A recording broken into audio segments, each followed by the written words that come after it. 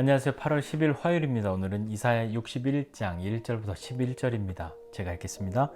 주 여호와의 영이 내게 내리셨으니 이는 여호와께서 내게 기름을 부으사 가난한 자에게 아름다운 소식을 전하게 하려 하심이라.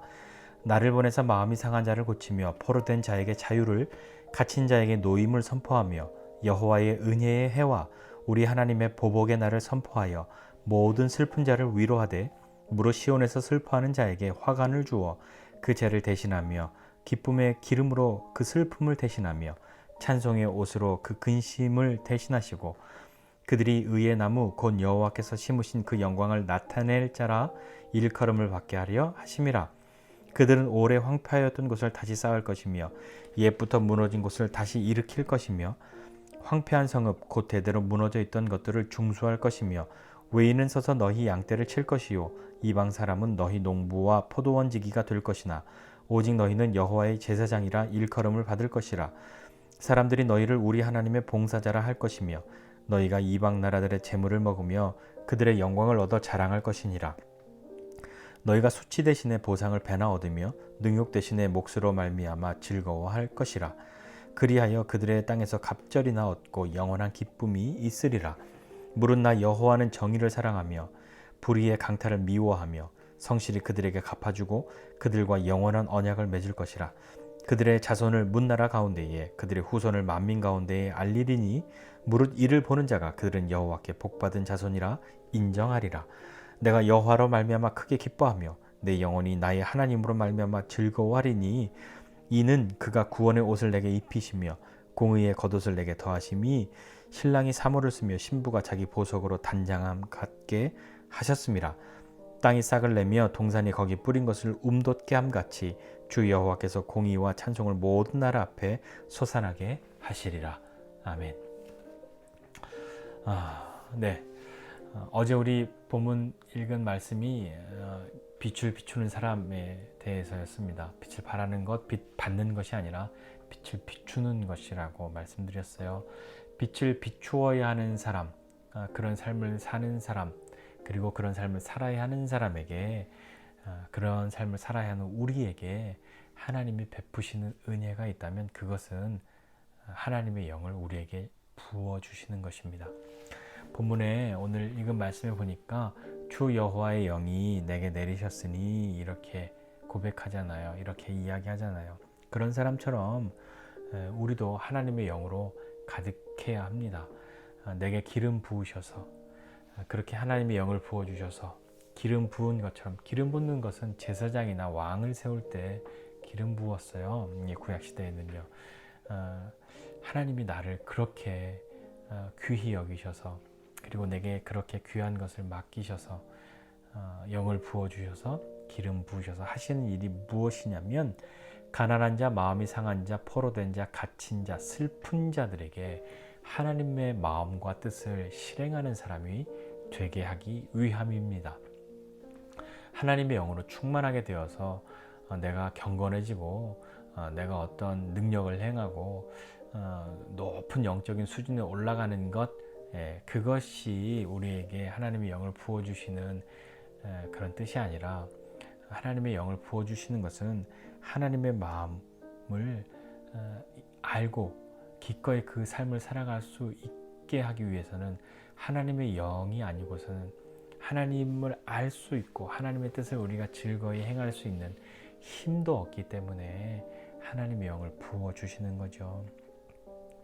하나님께서 주시는 사명은 하나님이 주시는 힘으로 감당하는 겁니다. 다른 것으로 하는 것이 아니라 우리가 본인이 가지고 있는 것으로 할 수 있다 없다를 판단할 것이 아니라, 하나님이 우리에게 사명을 주시고 무엇인가 우리에게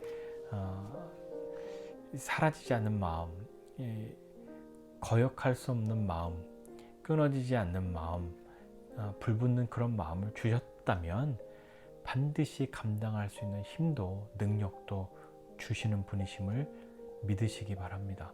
그 하나님이 우리와 함께 하십니다. 자, 오늘 이 말씀 이사야 61장 보면서 저는 10절 말씀 한번 좀 같이 더 보고 싶은데요. 10절 이것입니다. 내가 여호와로 말미암아 크게 기뻐하며 내 영혼이 나의 하나님으로 말미암아 즐거워하리니. 이렇게 되어 있어요. 여기서 내가 즐거워하고 기뻐한다 이렇게 이야기하고 있는데 여기서 나는 누구일까요? 뭐 두 가지 정도 생각해 볼 수 있겠죠. 첫 번째는 누구냐면 1절에 있는 사람이에요. 하나님의 영이 내게 임하셨으니 라고 고백한 사람, 그 사람일 수도 있고요. 또 다른 사람 누구일까 라고 생각해 보면 3절에 나오는 사람 처럼 시온에서 슬퍼하는 사람.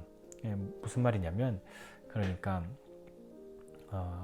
예루살렘이 멸망한 것 같이 그곳에 있었던 사람들, 그 멸망을 본 사람들, 그러니까 하나님이 나를 버렸어, 하나님이 우리와 함께하지 않아, 나는 실패했어 라고 생각하는 그런 사람들이라고도 한번 생각해 볼 수 있을 것 같습니다.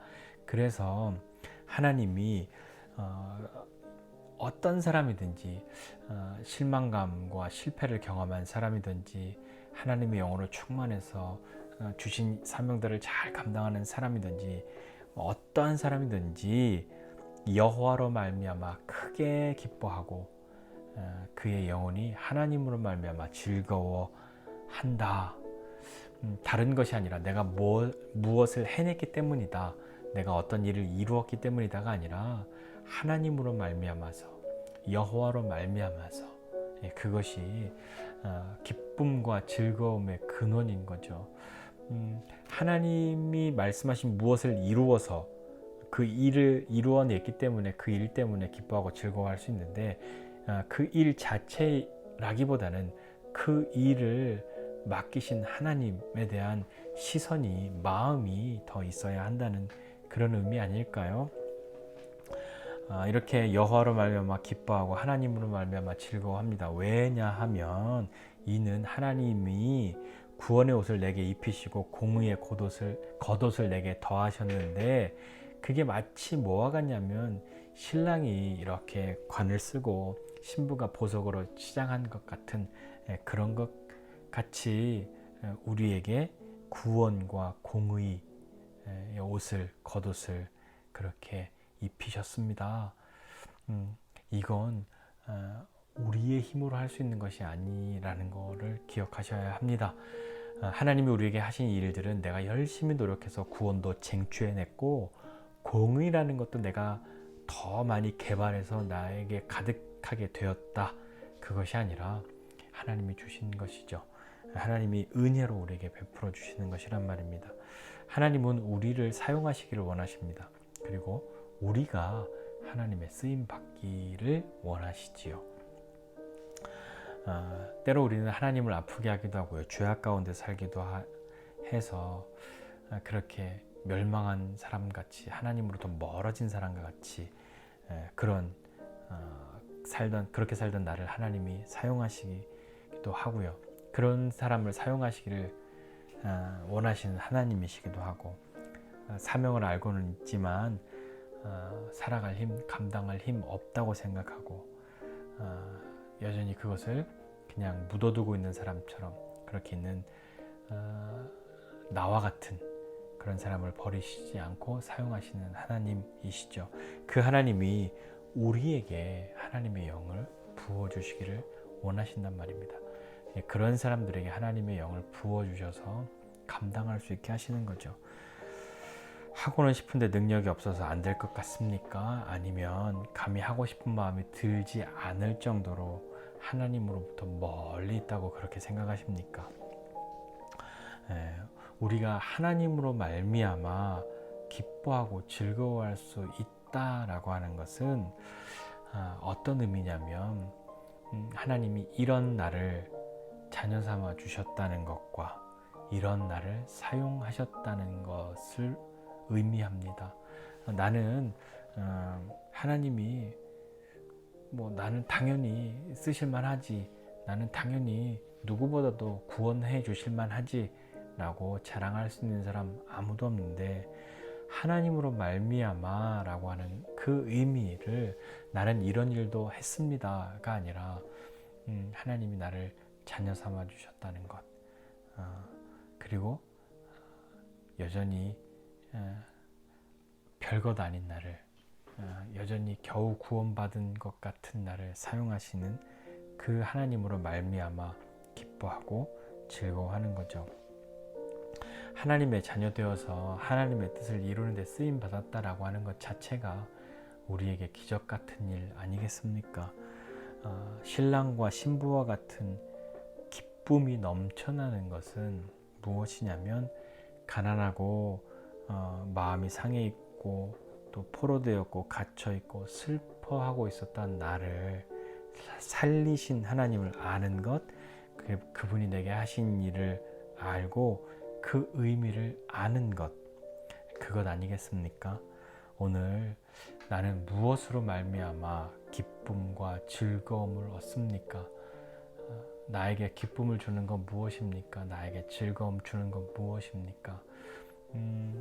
만약에 우리가 아이들에게 어떤 선물을 주었는데 선물만 즐거워하고 기뻐하고 선물 준 나를 즐거워하거나 기뻐하거나 사랑하지 않는다면 슬픈 일이겠죠. 우리가 때로 하나님으로 말미암아가 아니라 하나님이 주신 선물로 말미암아 기뻐하고 즐거워하고 있지는 않습니까?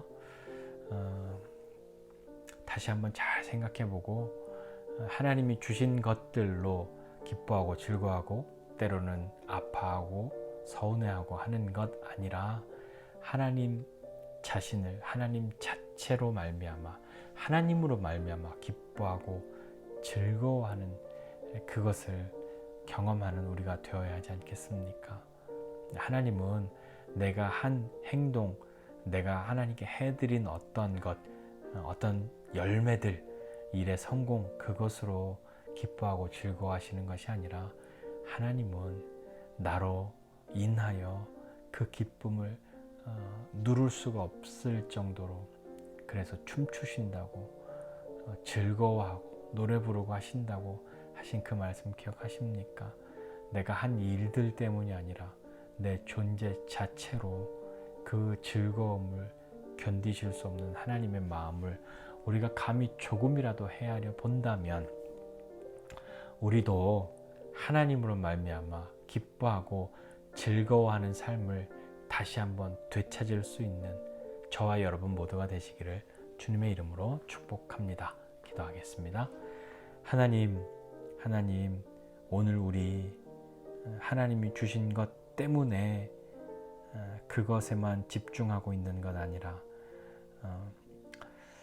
내게 선물을 들고 오시는 그 하나님 바라볼 때 선물에만 시선을 두고 그것만 주목하고 있는 것 아니라 내게 선물 주시는, 상을 주시는 하나님, 자녀 삼아 주신 하나님, 나를 쓰시고자 하시는 그 하나님, 그 하나님으로 말미암아 기뻐하고 즐거워할 수 있는 그 시간들이, 그 삶이 나에게 생겨나게 하여 주시고 혹 그것을 잊어버렸다면 다시 한번 경험할 수 있도록 은혜 베풀어 주십시오. 하나님으로 말미암아 기뻐하고 즐거워하는 오늘 하루 되도록 은혜 베풀어 주십시오. 감사드리고 예수님의 이름으로 기도드립니다. 아멘.